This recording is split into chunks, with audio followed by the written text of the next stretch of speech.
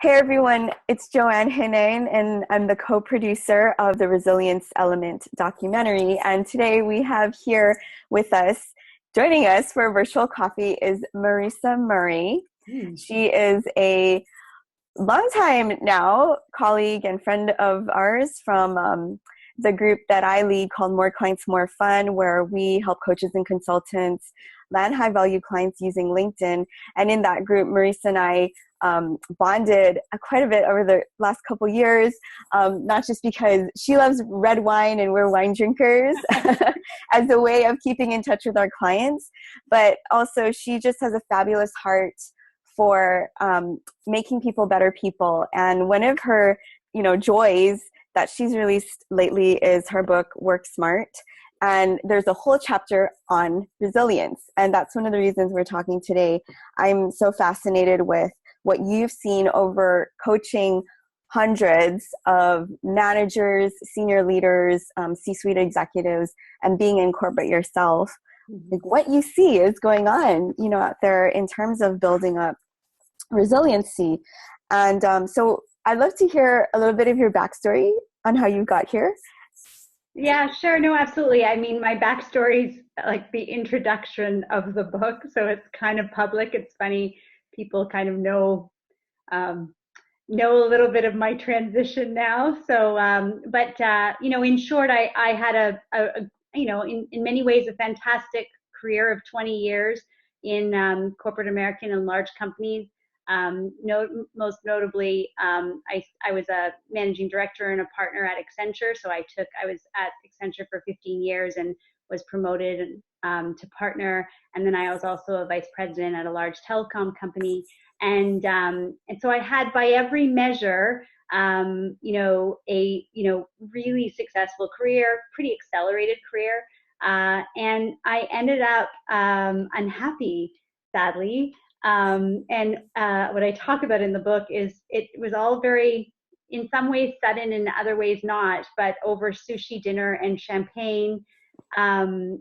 I confessed to my husband that I just didn't know why I was doing this anymore, and I wasn't really happy.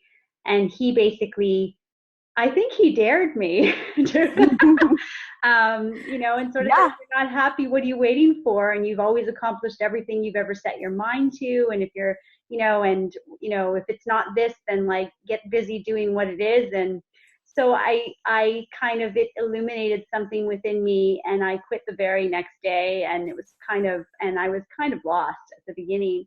But it created this real reflection in me around, what did I miss? Like, what did I miss? Because I was self-selecting to opt out, right? Like I'd missed something. I'd had sponsors and opportunities, and it's not that my whole career was not enjoyable. There were aspects of it that were enjoyable, but I just sort of felt like it was becoming more of the same, and I just didn't have, the meaning wasn't there for me anymore. And so this curiosity led me to doing my executive coaching. I'd had executive coaches that were phenomenal at a couple of key thresholds in my life. And I always found those experiences very good to sort of invest in the reflection. And so I decided to learn the tools, like sort of do the executive coaching certification. And I fell in love with the curriculum because it was really making me think about, how do you define your own success? How do you drive towards that? How do you stay brave? How do you have the courage to go after what you want? And how do you manage the difficult moments, right? So in short, I, started my executive coaching practice, was trying to coach everyone I could. And what I noticed when I was coaching all these people simultaneously is we were all facing the same things. You realize how much of a shared humanity we have when call after call, regardless of companies or situations or levels, we're all sort of wanting the same thing. And I was determined to figure out the formula for my clients. Like, what is the formula? So this book, the Work Smart formula, yes, Work Smart is an acronym, and it's and really I wrote it to organize all of the tools and all of the reflections or all the strategies that I felt were working the best for my clients. So what was really helping them progress. So work W stands for wellness. O stands for opportunity orientation. And that's all about like, how do you see opportunities versus just challenges? How do you stay optimized? How do you manage your brain to be optimistic? R is for relationship driven. So another major theme is how are we making sure that we're solving for relationships over tasks? So relationship driven is such an important component. K is for kindness. But that chapter is all about sort of the way we treat each other and the way we get treated, and how that's such an important component to our overall version of success.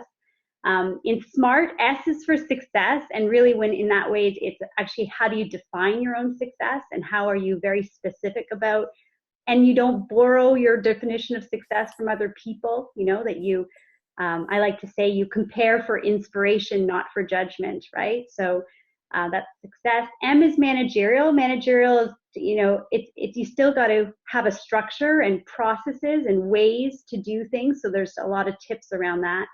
A is for action orientation. So action orientation, you know, you don't get anything done without action. So a lot of our careers is all about like, how do we keep ourselves from getting stuck, or how do we get unstuck when we're stuck? How do we get in action and stay in action?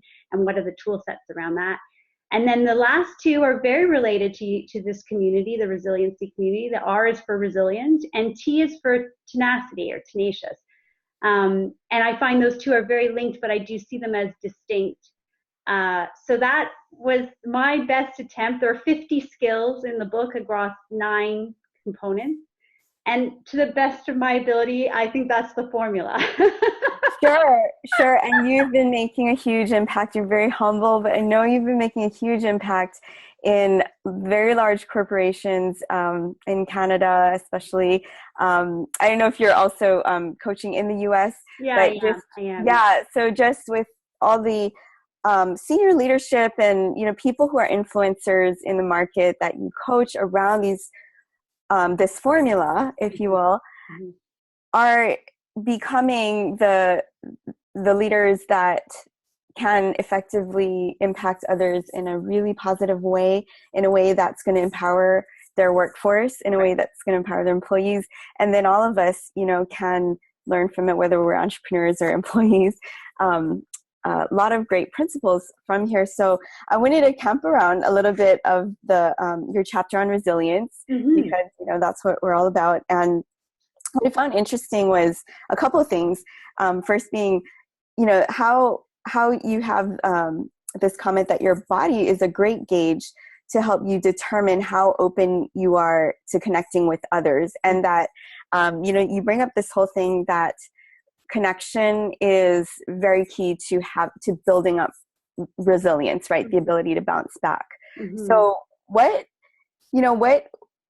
that's really interesting. And so what do you feel in your body when you want to gauge that connection? So what's funny about this is I'm like an engineer by training, and then, you know, an MBA. So I have lived a head game. Like I have lived in my head.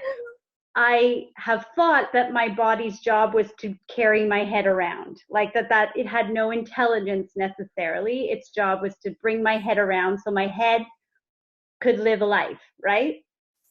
So this notion of my body, and this notion of like my body having insight, or my body having intelligence, or my body being a gauge of anything, was very new to me. But I discovered it.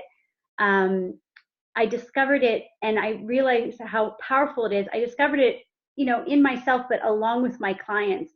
You know, our bodies give us signs. They give us signs, physical signs about how we're feeling, and they don't lie.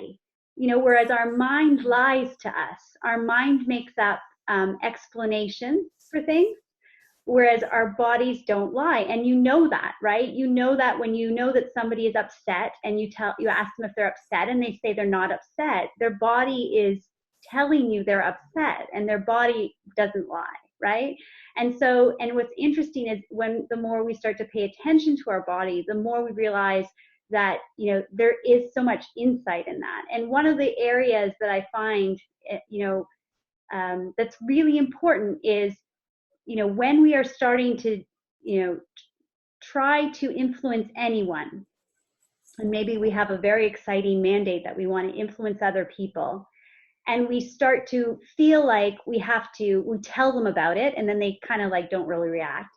And then we try to sell them on it, right? And tell them all the great things about it, right? And we keep trying to tell them why, and there's also, actually, I learned this from Judith Glaser, the tell, sell, yell syndrome, right? So then we sell them, and then we just get so frustrated, we just want to yell at them and just tell them like, right? So the tell, sell, yell. And the tell, sell, yell is this thing where you are disconnecting. Like when you're in that mode where you are trying to push your way, you've now lost all feelings and all connection with that person. You can't move them because you're not even present with them, right? And what I noticed, and there's some really interesting studies out of Sweden that sort of map emotions in the body, but what I noticed is that you lose connection with your core. Is the very first thing you do. You become, it's like clenched jaw, tightened shoulder. You become very up here. And all you have to do to stop and reset, I find, is just reconnect with your body. It's like, okay, here I am, I'm back in my body, right? And there's other techniques like that. That's why they talk to you about taking a really deep breath, or, all those kinds of things. But so I use the body in a couple of ways. Number one, to tell me when I'm upset, when I'm not admitting I'm upset, to tell me, to give me a sense of where I'm at. And then secondly, to support me, to kind of bring it into the picture to, because, when we talk about, I'm doing this talk next week that talks about being smarter, being stronger, and being unstoppable. The smarter section is all about how do we kind of maximize the potential of our minds. The stronger section is all about how do we weave ourselves in a network and in a connected environment with other people and team members, and that makes us stronger. It's that web that makes us stronger. And then unstoppable is a lot around, how are we resilient, and how do we know what we want and are tenacious about going after it? So that's a little bit about the body. I don't know if that. Oh yeah, it's so important, after getting that reminder from you in this book, to honor what's going on in our body, and what science and you are telling us is that it's a proven, thing that what we're feeling is a valid gauge to determine how we're able to be resilient and connect with others. Because part of that, a lot of the having resilience is being able to first honor what, know and accept what's going on with yourself. Right. Yeah. Because if you can't start at that point, then you're not able to then choose a response, which is then kind of like another thing you get into here is once you're aware, you're very self-aware of what's going on, and you honor that, you accept that, you can actually pause to be able to choose a response rather than react. Absolutely. Right? Yes, reacting absolutely. is instinctive, whereas responses are well thought out. Yes, this is the other thing about resiliency. I mean, my definition of resiliency, includes that notion of, how do you catch yourself early, right? It's sort of like that early warning system. So if you're able to recognize your own cues of like, how does my body feel when I'm in a reactive mode, and you can catch yourself there, then you can do the work to realize, okay, I'm triggered now. So I need to, that's the way I sort of feel. Yep. I'm loaded now, right? Mm-hmm. And really call ourselves on that state, because that state is not going to yield a good result. That state is a very reactive spot. And then what thoughts or statements do I have to say to myself to reset, to give myself that perspective, so that now I can decide how I'm going to respond. I'll tell you just a very silly story. Yeah, I'd love to hear an example. I usually tell a story about, when I'm doing workshops. It's a story that's in the book, but I'll tell you a more personal story. My eldest son is 14, and he is 14. he's going through a lot of change, and he's, obviously he's, anyway, I opened his bedroom door carrying laundry, folded laundry, because I love doing laundry and folding laundry and delivering laundry. It's my Sure. favorite thing in the week. So I opened the door to put his laundry away, and he shouts he has a bunk bed. He shouts from the top of the bed, "What's it take to get some privacy in this house?" Right? So of course I wanted to react. You want to strangle him, yes. But I applied one of the tactics that is in my book, which is to absolutely reframe what he said and think about his intention, think about what his positive intention is. So I changed what he said in my brain. I decided to say, "Hi, mommy, I really love you, but I'm going through puberty right now and a lot of change. And I just need a little bit of privacy, but I'll call you as soon as I have a minute, and you can, and I'd love that you did my laundry." Like, I just made up this whole other way of saying what he said. And I decided to respond to that statement. So then I said to him, "Okay, honey, just let me know when it's a good time to come in. I'm sorry for disturbing you." And I shut the door. And I walked into the kitchen, and he leaped out of his bed and ran in and came in the kitchen and apologized and said, "I'm really sorry I talked to you that way." Oh. And I thought to myself, I so almost messed that up, because he never would have apologized if I had shouted right back at him, right? It's just because I responded and I modeled really good behavior. And then he models good behavior back. And it was just a beautiful kind of example. And so That I is do so that a beautiful. lot. The reframe is so important. There's a couple other tactics around just focusing on the outcome. What is the outcome I want in this situation? I want my son to, realize sort of, I wanted him to realize, and that was the outcome I got, but my natural inclination, or the reactivity side of us, right, wants to just sort of bark back. Yeah. And that's just, it's nowhere near as effective. Yeah. That is super, super cool. Both, the tactic that you pulled out from this is the key. And, his reaction is just so beautiful. That is a beautiful story. And I think if we're aware of what's going on, I think what it is that in that moment, if you have that pattern, and you've practiced honoring your body, you can reframe, because you're just aware, okay, that's not a good, like, I'm about to snap and Yeah. say something really nasty, and it's a split second choice, but you're so conditioned that you can actually go quickly into the solution, which is that better reframe. You can actually reframe. You have the patience, or like the you've built up that distance, you almost need that ability. instinct, right? Yeah. I feel my body doing this. I know I'm triggered. Yeah. So how do I rethink this situation that creates the outcome that I want? That's what responding Yeah. is all That's about, awesome. right?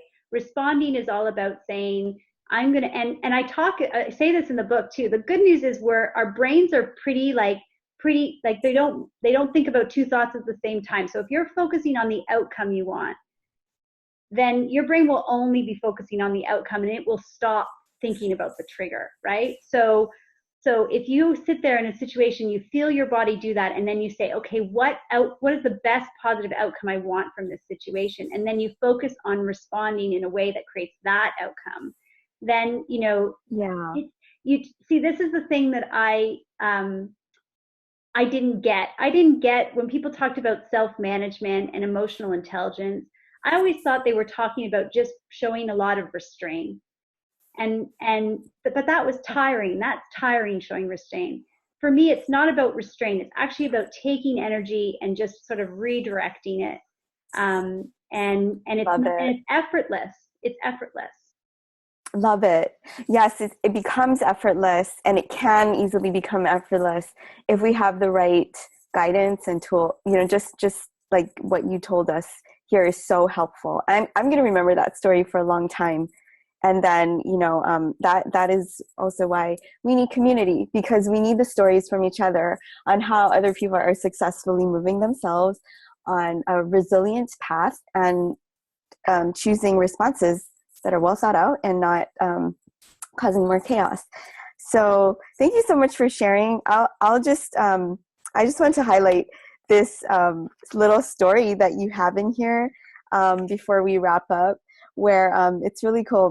Marisa has this great story from Sundar Pichai, the CEO of Google, and he shared that when he was at a restaurant, to just summarize, a cockroach flew somewhere onto one of the people in the restaurant, onto this lady, and she's screaming and causing a huge scene, right? And then then everybody's reacting and also getting hysterical. Then the cockroach lands on some other lady, and same thing repeats.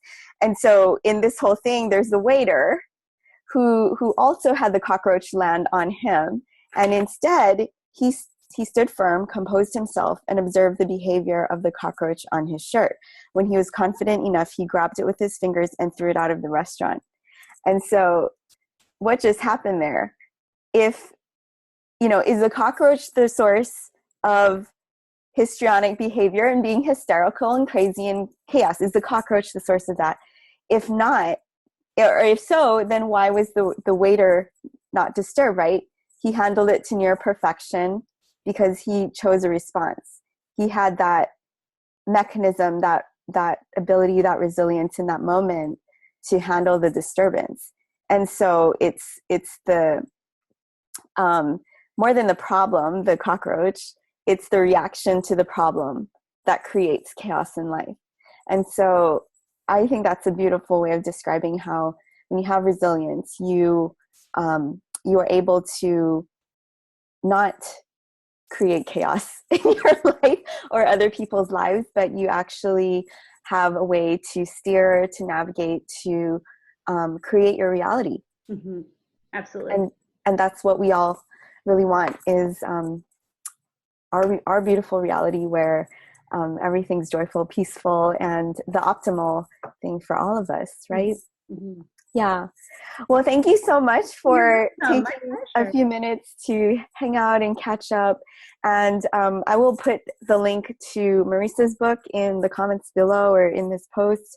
And that's just a fantastic resource that is real, totally authentic, and gets us aligned with ways that we can move forward with that that awesome reality that we want to create. Thank you, Joanne. It was such a pleasure.